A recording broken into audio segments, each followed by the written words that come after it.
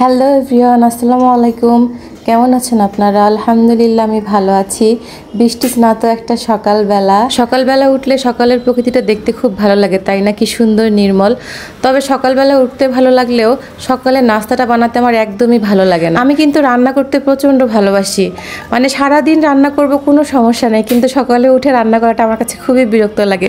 মনে হয় সকালের নাস্তাটা যে কোনো একটা রেডিমেড আইটেম খেয়ে নেই, পরে তো রান্না করাই যাবে, কিন্তু আসলে সকালের আইটেমটাই হেলদি হওয়া উচিত। আগে যখন বাচ্চারা ছিল না, আমি আর আমার হাজব্যান্ড ছিলাম, তখন দেখা যেত আমরা বিভিন্ন ফ্রুটস, জ্যাম, ব্রেড, নুডলস এগুলো খেয়েই সকালটা পার করে দিতাম। কিন্তু এখন তো আর সেটা হয় না, বাচ্চারা আছে। আর আজকে আমার হাজব্যান্ড ছিল না, তো ভাবলাম যে আজকে কোনো একটা ফাঁকিবাজি নাস্তা করব, কিন্তু তারপরে ভাবলাম যে সবসময় অন্যের জন্য কেন করব, নিজের জন্য একটু স্পেশাল কিছু করি। তাই সিম্পলের মধ্যে একটু স্পেশাল কিছু করছিলাম। এই যে নিজের মতো নাস্তা বানাচ্ছি, আপনারা কি ভাবছেন আমার বাচ্চারা কোথায়? এই দেখুন, ওদেরকে খিচুড়ি দিয়ে বসিয়ে দিয়েছি। আর আমার মেয়ের কাণ্ড দেখুন, ও হচ্ছে সবসময় খাবার নিয়ে ভেবে বসে থাকবে, তারপরে যখন আরহামের খাওয়া হবে তখন ঝগড়া লাগাবে যে ওর কেন আগে খাওয়া হলো। নিজে যে খাচ্ছে না, বসে আছে, তার কোনো খেয়াল নেই। ওদের দুজনকে কোথাও একসাথে রাখা মানে কোনো না কোনো ঝগড়াঝাটি, মারামারি, কান্নাকাটি।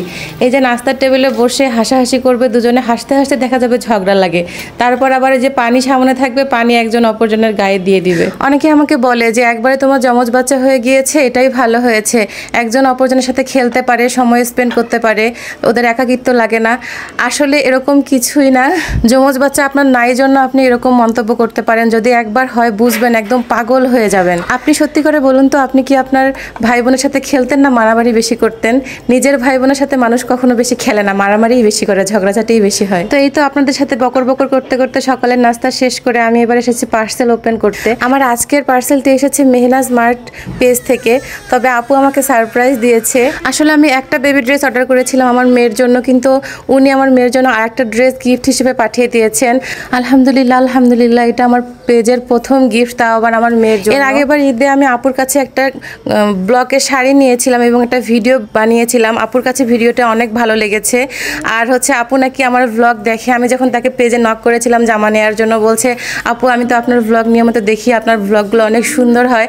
মানে আপুর কমপ্লিমেন্ট শুনে সত্যি আমি অনেক উৎসাহ পেয়েছি এবং গিফট পেয়ে তো আরও বেশি ভালো লেগেছে। আপু সত্যি আপনাকে অনেক অনেক ধন্যবাদ। গিফট পাঠিয়েছে এই জন্য বলছি না, সত্যি কথা বলতে আপুর ড্রেসগুলো অনেক অনেক কমফোর্টেবল। এর আগে আমি যে শাড়িটা নিয়েছিলাম ঈদে, আমার যা তো ছোটো যা সবসময় আরঙের জামা কাপড় পরে, তো উনি বলছিল যে ভাবি আপনার শাড়িটা একদম আরঙের শাড়ির মতো আরামদায়ক। আমি মূলত এই বেবি ড্রেসটা অর্ডার করেছিলাম, একদম নরম একটা তুলার মতো কাপড়, আর হচ্ছে গলায় একটু কাজ ছিল আর হাতের মধ্যে একটু ইলাস্টিক লাগানো ছিল। কাপড়টা যত আমি নাড়ছিলাম তত অবাক হচ্ছিলাম, একদম মাখনের মতো তুলতুলে একটা কাপড়। আপু মূলত গ্রাজুয়েশন কমপ্লিট করে খুব কম প্রফিটে বিজনেসটা চালাচ্ছে, তো আপুকে অনেক অনেক শুভকামনা বিজনেসের জন্য। আর হচ্ছে এটা যেহেতু আমার গিফটের আইটেম ছিল, আমার মা সবসময় বলতো যে মানুষ কেউ কোনো কিছু গিফট করলে কখনো সেটা নিয়ে মন্তব্য করবে না এবং ওটাকে অমূল্য সম্পদই মনে করবে, যে কারণ ওটা তোমাকে ভালোবেসে মানুষ দিয়েছে। তো আমি এই জামাটা কোনো কমপ্লিমেন্ট করতে চাচ্ছিলাম না, কিন্তু তারপরে মনে হলো এই জামাটা এত সুন্দর আর হচ্ছে কাপড়টা এত আরামদায়ক ছিল, তো ভাবলাম যে যেহেতু গিফট করেছে এবং কাপড়টা এত সুন্দর, তাই আমি একটু এটার হচ্ছে ডিটেলসটা আপনাদেরকে বলে দিতে চাচ্ছি। আমি আসলে অর্ডার করার সময় জানতাম না যে আপু এটা আমার জন্য গিফট হিসাবে পাঠাবে আমার মেয়ের জন্য। দেখুন কাপড়টা খুবই আরামদায়ক, খুবই সফট, আপনারা বুঝতে পারছেন কিনা দেখুন কীরকম পাতলা। আমি আর্জেন্ট অর্ডার দিয়েছিলাম কারণ ঈদের মধ্যে যে কোনো মুহূর্তে আমি গ্রামের বাড়িতে চলে যাব, তাই।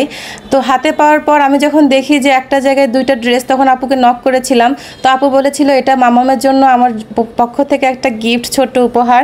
তো আপনার যেহেতু আর্জেন্ট ছিল, তাই আমি এই সুতি জামাটাই পাঠিয়ে দিয়েছি কটনের, আর না হলে আমি বুটিক্সের জামা পাঠিয়ে দিতাম। আপু যে আমাকে এতটুকু সম্মান করেছে, এটাই আমার জন্য অনেক পাওয়া, সেটা বুটিক্সের হোক আর কটনেরই হোক, আমার কাছে এটাই অমূল্য।